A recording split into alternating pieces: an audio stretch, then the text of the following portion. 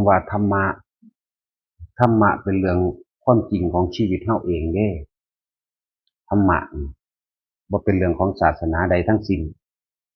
ธรรมะเจดีย์ได้เฮากล่าวคำว่าธรรมะเจดีย์เฮาบ่เกี่ยวกับศาสนาใดศาสนาพุทธบ่ฮินดูอิสลามพราหมณ์หรือเอ่อคริสต์ก็แล้วแต่ย่อมมีความจริงในตัวเองทั้งเบิดบอกว่าธรรมะนี่เป็นเรื่องความจริงของทุกชีวิตสรรพสัตว์นี่เว้าร่วมถ้าผู้ใดเข้าใจแก่นแท้เนื้อหาแห่งธรรมะแท้ๆคือเรื่องความจริงของเจ้าของเองแล้วก็คนที่สิหันหน้าเข้ามาหาความจริงคนความจริงในตัวเองบ่จำเป็นต้องว่าอ่านหนังสือออกว่าหาแต่ว่าแต่มาท่องบนจดจำนั่นนี่ได้มากดอกเพียงแต่เข้าใจความรู้สึกของเจ้าของเองในความพอใจกับบ่พอใจเข้าใจความรู้สึกในตัวเองตัวนี้เฮาเป็นทุกข์เฮาบ่สบายใจเฮากังวลใจเพราะว่าเฮาบ่พอใจกับเรื่องผู้นั้นผู้นี้บุคคลสัตว์สิ่งของบ่ได้ดังใจนี่นึงเด้แล้วมันก็เลยเป็นทุกข์เออถ้าได้สิ่งที่พอใจมาก็ดีใจนี่ไหมก็เหตุแห่งความดีใจแห่งความพอใจอันนี้แหละเป็นเหตุแห่งทุกข์ต่อไปหมุนวนกันอยู่แค่นี้นึงเด้เฮาได้ดังใจมาเลยพอใจมาเลยดีใจมาเลยบัดนี้มีผู้ใดผู้หนึ่งเฮ็ดให้เฮาบ่พอใจคัดใจเกลียดแค้นใจอาฆาตบาดหมางก็เพราะว่าความพอใจตัวเดียวนี่แหละที่พวกเขาเฮ็ดอยู่นี่แหมธรรมะแหมบ่ได้แม่นเรื่องที่ลึกล้ำบ่แม่นเรื่องที่ไปเห็นสวรรค์นรกบ่แม่นสิเรื่องสิไปเห็นหูทิพย์ตาทิพย์สิไปอ่านว่าละจิตคนรู้อดีตอนาคตทำนายทายทักบ่ได้เกี่ยวกันเลยนั่นแหละความจริงในความคิดของเจ้าของความจริงในความรู้สึกของเจ้าของเออเป็นเรื่องที่อยู่ในเฮาเองนี่เด้ธรรมะนั่นน่ะคนเฮาถ้าว่าไปเกิดชาติหน้าชาติหลังเป็นแนวใดแต่พออาศัยชาตินี้เพราะว่าบ่เข้าใจความจริงในปัจจุบันของเจ้าของเองนี่นะเพราะว่าตัณหาก็คือความอยากนั่นแหละอุปทานก็คือความรู้สึกในความพอใจเลยบ่พอใจนี่แหละความอยากได้ดังใจถ้าอยากได้แล้วมันบ่ได้มันก็เกิดเป็นความรู้สึกที่บ่พอใจนี่ได้อุปทานก็เลยนี่ได้ภพก็ดีเนี่ยถ้าเฮาทำความเห็นให้มันตรงกับความจริงในชีวิตจริงของเจ้าของซะเรื่องธรรมะจึงเป็นเรื่องที่ง่ายๆเป็นเรื่องที่อยู่ในตัวเองบ่เป็นเรื่องของศาสนาแต่เป็นเรื่องชีวิตจริงของเจ้าของเองเออพุทธเท่านั้นสิจึงจะเป็นธรรมะพุทธเท่านั้นสิจึงจะเป็นศาสนาที่เข้าถึงความจริงได้ไม่ได้เกี่ยวกันไม่ได้ผูกขาดไม่ได้กางกันหรือคำว่าศาสนาพุทธคริสต์อิสลามฮินดูไม่เกี่ยวกันเลยเกี่ยวในความรู้สึกของตัวเองและเพิ่นว่าเรื่องของศีลจังซี่แต่เฮาไปทำลายเบียดเบียนผู้ใดผู้หนึ่งให้เสียชีวิตและทรัพย์สินตลอดทั้งคนและสัตว์ม่อมเมาเจ้าของเองเมาจังซี่แต่เฮาไปเฮ็ดผู้อื่นเขาก็เฮ็ดเฮาคือกันนี่แม่เรื่องของศีลแต่ว่าเฮาเข้าใจดีแล้วตัวเฮาเองก็บ่อยากถูกลักของอยากถูกเบียดเบียนอยากถูกทุบตีทำลายแล้วเฮาก็เข้าใจแล้วว่าการบ่ไปทำสิ่งเหล่านี้เฮาก็อยู่สุขสบายแม้นที่สวรรค์บ่มีนรกบ่มีก็ตามชาติหน้าชาติหลังบ่มีก็ตามมันเป็นเรื่องแค่ในปัจจุบันของเฮาเองเนี่ยเอาง่ายๆแค่นี้ว่าต้องไปท่องอันนั้นอันนี้ได้หลายๆดอกให้รู้ความรู้สึกเจ้าของนี่แต่เฮาไปทำลายเบียดเบียนผู้อื่นเฮาก็เร่าร้อนและกังวลใจย่านเขามาตีมาฆ่าคือเก่าแต่นั้นเฮาจึงบ่เฮ็ดแค่นี้นึงเด้ถ้ามันบ่ได้ดังใจก็ข่มใจเจ้าของเองไว้ข่มความรู้สึกเจ้าของไว้หาวิธีนะนี่แหละหาวิธีอันนี้แหละก็สิกดข่มความคิด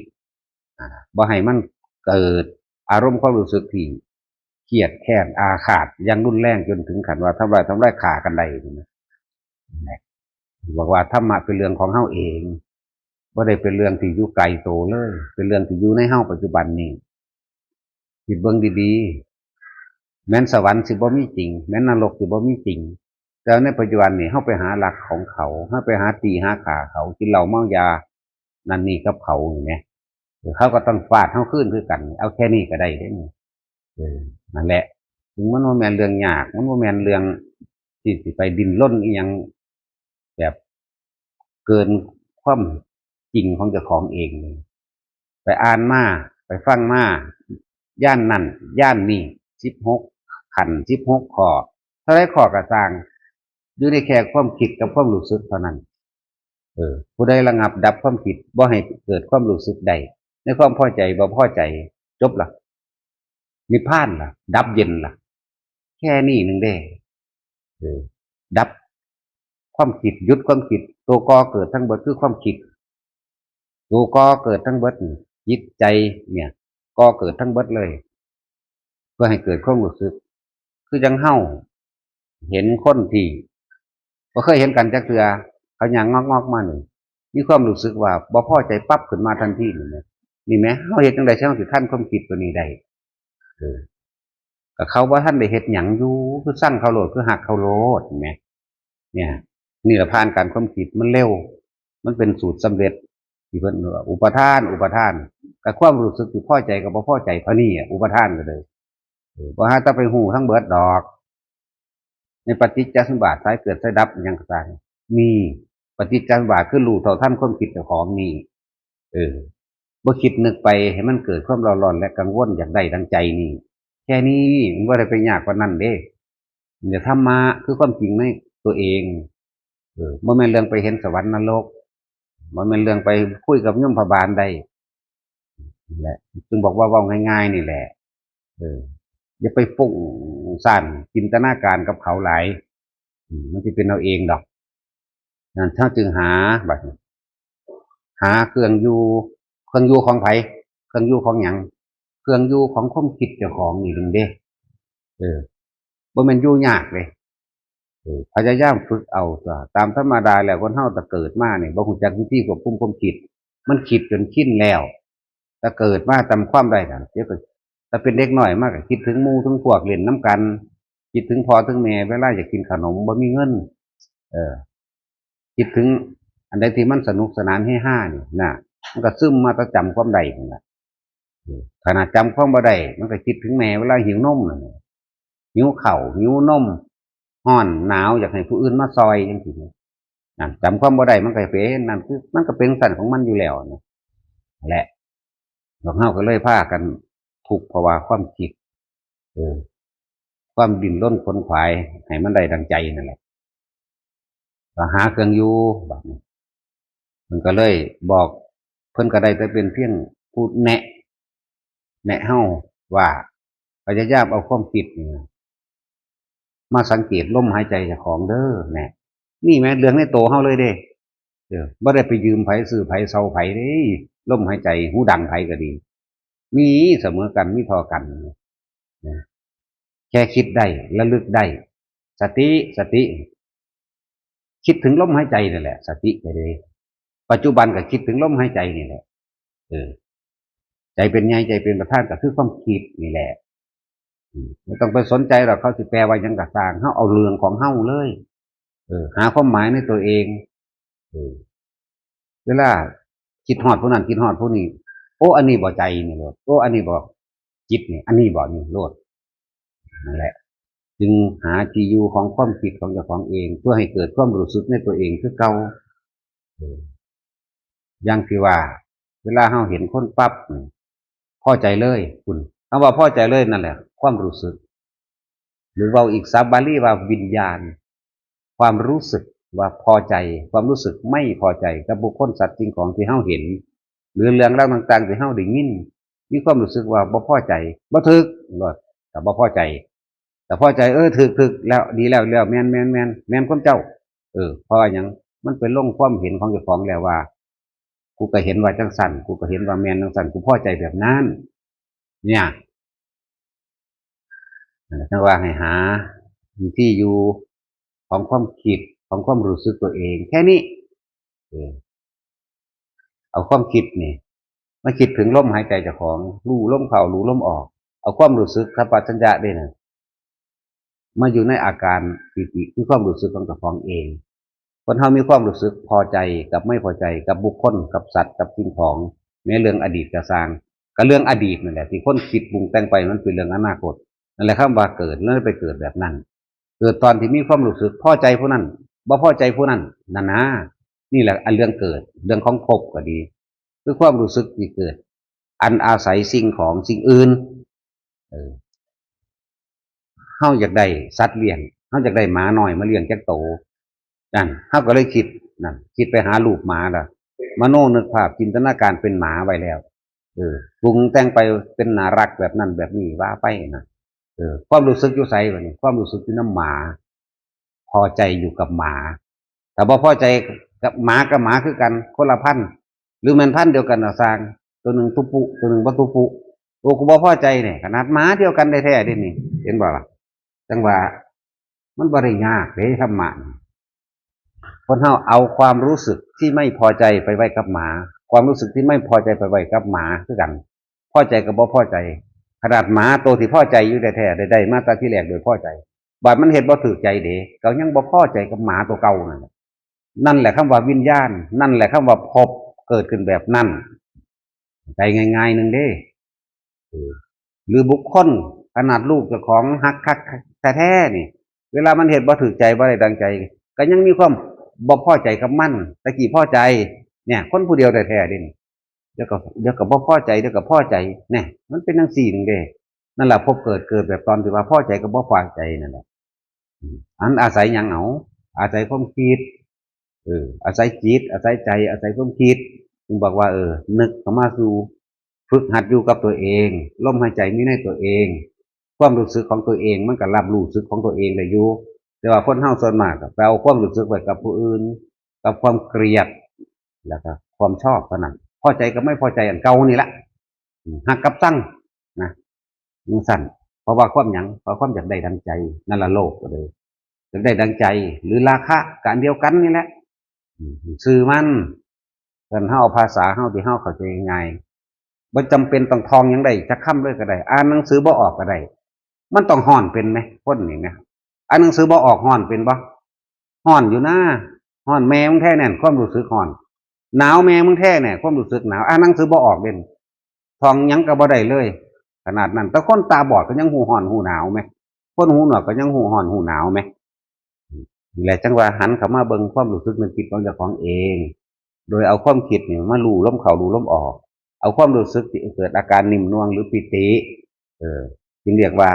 สติคือคิดถึงลมหายใจนึกถึงลมหายใจสัพพัญญะคือรู้สึกตัวอยู่ในตัวเองมันจะออกอาการมานิ่มๆนวลๆให้ไงว่าที่เฮาฝึกให้เป็นต้นแรกทุกคนฝึกหัดอยู่ในนี่เอาแค่นี้มันก็นิพพานแล้วว่าหาตั้งแต่เท่านั้นสั้นเท่านี้สั้นแล้วรูปฌานสี่อรูปฌานสี่สมาบัติ8ความนั่นความนี่นิโรธสัญญาเวทิจิตตนิโรธมันเป็นความฟุ้งซ่านซื่อหรอกนั่นแหละบ่ต้องไปปีนขึ้นไปหอดพุ่นดอกความคิดได้ปีนไปความจริงนั่นน่ะง่ายๆแค่รู้อยู่กับลมหายใจมีความรู้สึกอยู่ในตัวเองท่อนี่ผู้ใดตายในลมหายใจก็มีความรู้สึกในตัวเองบ่เกิดอีกเด้เข้าใจบ่นี่นี่แม่ยอดถ้ำไหมความจริงมันไหมนี่ได้มันยอดอยู่หม้องนี้ง่ายๆหนึ่งเด้จะไปทกเถียงกันผู้นั้นสวดบ่ถูกผู้นั้นสวดถูกผู้นั้นเว้าผิดผู้นั้นเว้าถูกผู้นั้นสร้างนั้นผู้นั้นสร้างนี่อันนั้นผิดอันนั้นถูกนั่นแหละที่จริงนั่นน่ะกลับเข้ามาเบิ่งเจ้าของนี่โลด